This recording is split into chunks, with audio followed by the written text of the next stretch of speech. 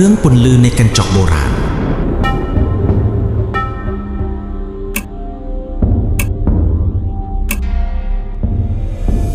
ភូមិអន្លង់ត្រូវបានគេស្គាល់ថាជាភូមិដែលស្ងាត់ជាងគេបំផុតនៅក្នុងតំបន់អ្នកស្រុកមានជំនឿដ៏ចម្លែកមួយថាកញ្ចក់គ្រប់ប្រភេទនៅក្នុងពិធីត្រូវតែបែកខ្នងទៅរកបង្អួយនៅពេលយប់ព្រោះខ្លាចពន្លឺប្រច័ណ្ឌឆ្លុះចូលតាមកញ្ចក់នោះគ្មាននរណាម្នាក់ដឹងពីដើមហេតុពិតប្រាកដនៃជំនឿនេះទេកញ្ញាម៉ាលីសដែលជាអ្នកសារព័ត៌មានវ័យក្មេងបានសម្រេចចិត្តមកស្រាវជ្រាវអំពីអត្ថកំបាំងនៃភូមិអន្លង់នេះនាងបានស្នាក់នៅផ្ទះសំណាក់របស់យាយនី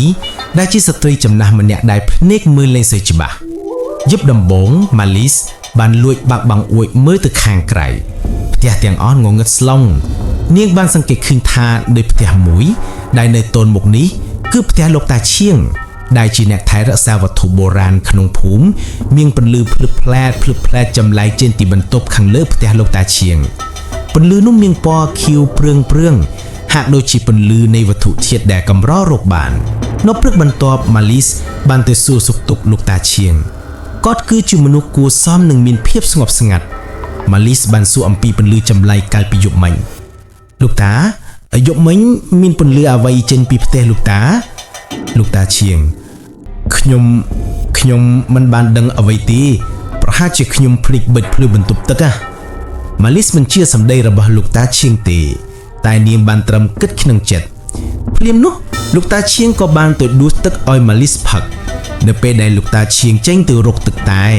ម៉ាលីសបានសម្លឹងមើលទៅជុំវិញបន្ទប់ទទួលភ្ញៀវរបស់គាត់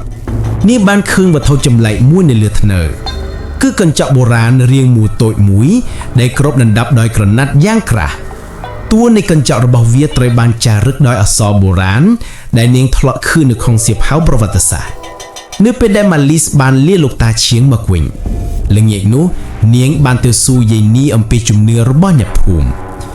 យាយនីបាននិយាយកូនកញ្ចក់នោះ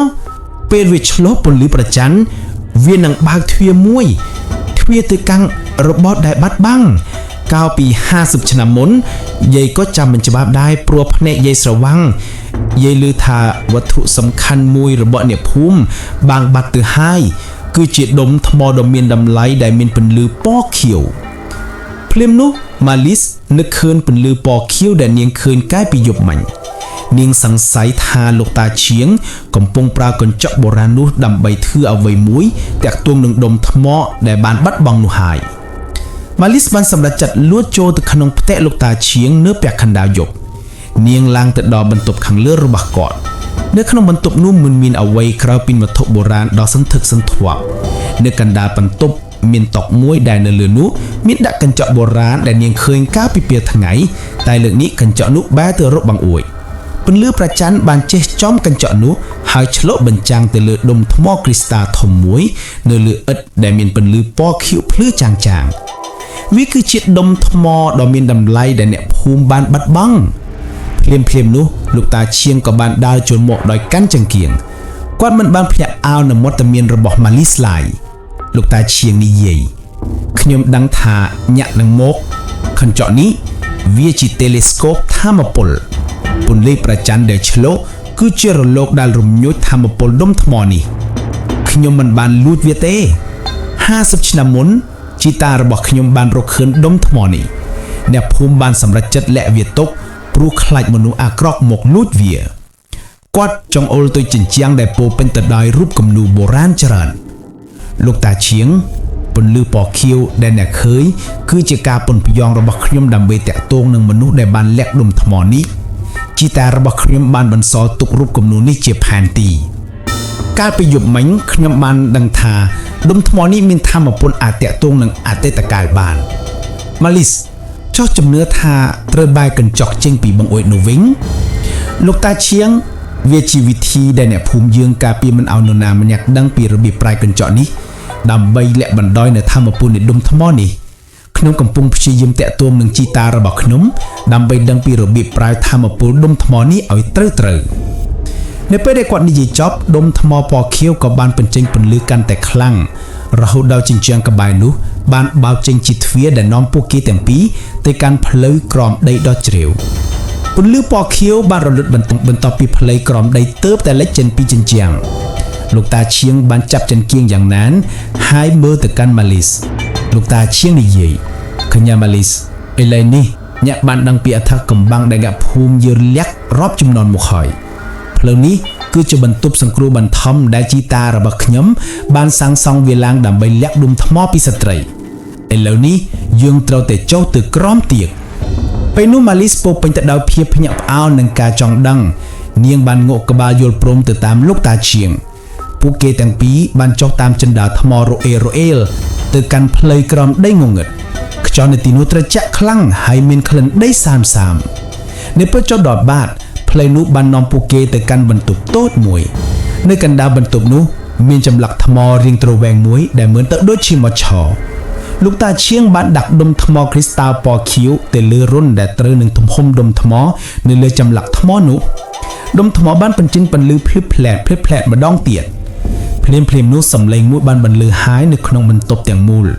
វាគឺទីសំឡេងបរិយាចំណាំម្នាក់ដែលនិយាយដោយពិបាកស្ដាប់ថានរណាក៏ដោយដែលស្ដាប់សារនេះខ្ញុំគឺជាឈៀងទី1ខ្ញុំបានកត់ត្រារឿងនេះទុកយូរមកហើយដុំថ្មនេះវាមិនមែនគ្រាន់តែជាវត្ថុមានតម្លៃទេវាជាឃ្លាំងផ្ទុកការចងចាំរបស់ដូនតាយើងវាផ្ទុកនូវព័ត៌មានអំពីគ្រោះមហន្តរាយដែលនឹងកើតឡើងចំពោះភូមិមិនឡុងម៉ាលីសនិងលោកតាឈៀងសម្លឹងមើលគ្នាដោយភាពតក់ទុកស្លុតសំឡេងជីតារបស់លោកតាឈៀងទី1ត្រាស់បន្តបន្លឺហើយមហន្តរាយលុះនឹងមកដល់ពេលដែលប្រច័នស្ថិតនៅចំប្រាសាទបុរាណ3ក្នុងពេលតែមួយតែមានមនុស្សម្នាក់នៅក្នុងភូមិដែលងងឹងក្លើមនុស្សនោះជឿថាគាត់អាចប្រើធម្មពលនេះដើម្បីធ្វើឲ្យខ្លួនឯងមានអំណាចគាត់នឹងបំបែកកញ្ចក់បុរាណដើម្បីបំផ្លាញការពាររបស់ភូមិលោកតាឈៀងរន្ធត់ចិត្តបំបែកកញ្ចក់តែមានតែកញ្ចក់នៅផ្ទះខ្ញុំទេដែលនៅសល់តើនរណាកំពុងតែចង់បំបែកវាភ្លាមនោះពួកគេបានឮសំឡេងក្រហមយ៉ាងខ្លាំងហាក់ដូចជាមាននរណាម្នាក់កំពុងតែវាយកំទេចអ្វីមួយពេលនោះចណ្ដាលដែលពួកគេបានចូលមកក៏ចាប់ផ្ដើមរលំដែរលោកតាឈៀងមាននរណាម្នាក់ដឹងថាយើងនៅទីនេះហើយគេកំពុងបំផ្លាញផ្លូវអ៊ីនចូលរបស់យើងសំឡេងជីតាឈៀងទី1នៅបន្តបន្លឺទាំងដង្ហើមចុងក្រោយដើម្បីបញ្ឈប់គ្រោះមហន្តរាយអ្នកត្រូវរកកូនសៅចុងក្រោយដែលលឹកទុកក្នុងផ្ទះរបស់ស្ត្រីចំណាស់ម្នាក់ដែលមានភ្នែកស្រវាំងមុនថ្ងៃរលើម៉ាលីសនិងលោកតាឈៀងដឹងភ្លាមឆាត្រូវទៅរកយាយនីតែផ្លូវឡើងទៅលើខាងលើបានបិទជិតបាត់ទៅហើយម៉ាលីសបានសម្លឹងទៅលើជញ្ជាំងម្ខាងទៀតតើមានភ្លើងផ្សេងចេញពីបន្ទប់ក្រោមដីនេះទេ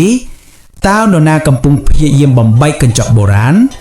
ហើយតើកូនសៅចុងក្រោយរបស់យាយនីអាចសង្គ្រោះភូមិអន្លង់បានយ៉ាងដូចម្តេចបន្ទប់ក្រោមដីបានញ័ររញ្ជូនម៉ាលីសបានចាប់អារម្មណ៍ទៅលើផែនថ្មរលោងពីក្រោយចម្លាក់ថ្មដែលលោកតាឈៀងដាក់ដុំថ្មគ្រីស្តាល់នៅកណ្ដាលផែនថ្មនោះមានរូបចម្លាក់រូបខាងអែម3ក្បាលលោកតាមើលនេះវាមិនមែនជាចិញ្ចាំងទេ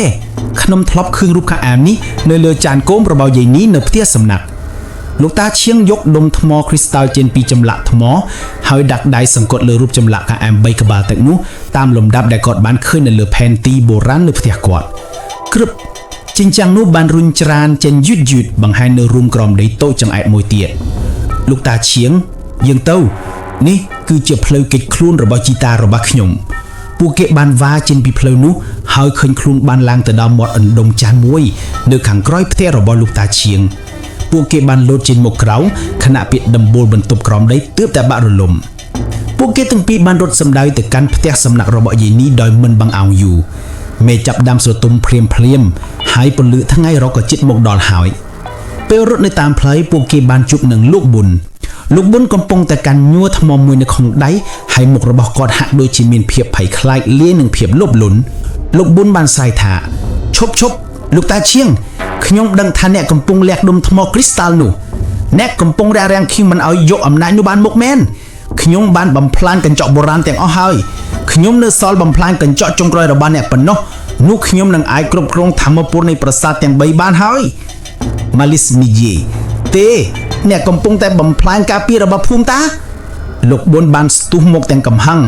លោកតាឈៀងដឹងថាខ្លួនមិនអាចតតាំងបានក៏បានស្រែកនិយាយថាម៉ាលីសទៅរកយាយនីខ្ញុំនឹងតតាំងជាមួយគាត់ម៉ាលីសបានងក់ក្បាលហើយក៏រត់កាត់លោកប៊ុនទៅកាន់ផ្ទះយាយនីម៉ាលីសបានលោតចូលទៅក្នុងផ្ទះសំណាក់របស់យាយនី ស្ត្រីចំណាស់នោះកំពុងអង្គុយលើគ្រែដោយភាពស្ងប់ស្ងាត់ហាក់ដូចជាកំពុងរងចាំនាង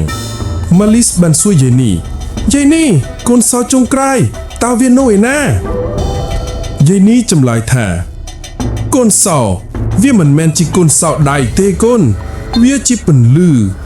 កូនចាំទេយាយប្រាប់ថាភ្នែកយាយស្រវាំងយាយមិនមែនស្រវាំងទេតែយាយអាចមើលឃើញអ្វីដែលមនុស្សធម្មតាមើលមិនឃើញ